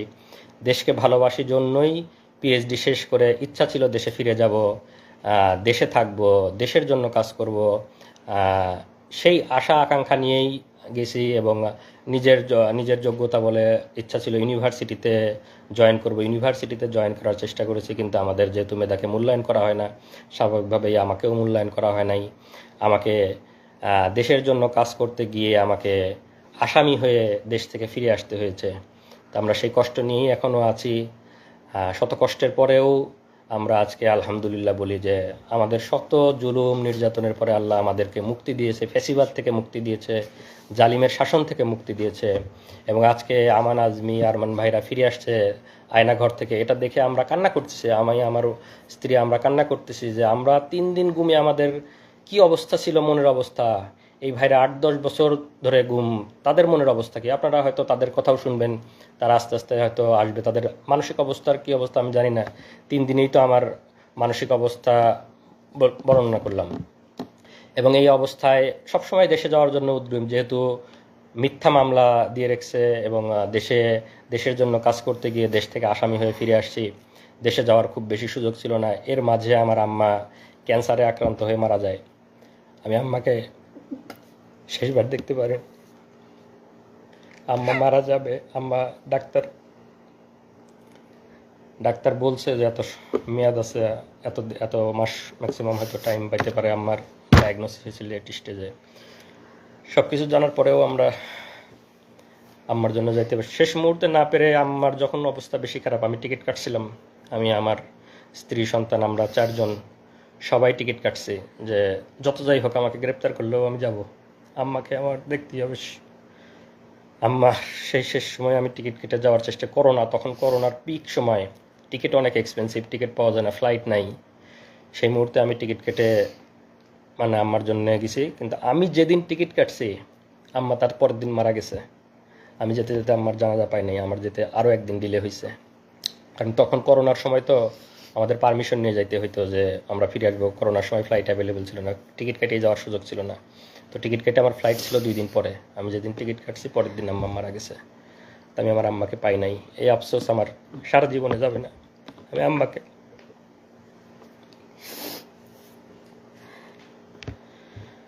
আপনারা আমাদের জন্য দোয়া করবেন। যারা যারা হাসিনার জালিম হাসিনার ফ্যাসিবাদের কবলে আছেন সবার জন্য আমাদের দোয়া থাকবে। এবং যারা যারা আজকে আয়নাঘর থেকে ফিরে আসতেছেন তাদের জন্য দোয়া থাকবে। এবং আমরা আবার ফিরে আসতে চাই, শত নির্যাতনের পরেও আমরা চাই আমরা দেশে ফিরে আসব, দেশের জন্য কাজ করব। নতুন দেশ গঠনে আমরা সবাই একসাথে ঐক্যবদ্ধভাবে কাজ করব এবং আমাদের নতুন বাংলাদেশ হবে সুজলা সুফলা, এবং যেখানে কোনো দুর্নীতি থাকবে না, যেখানে কোনো ফ্যাসিবাদ থাকবে না।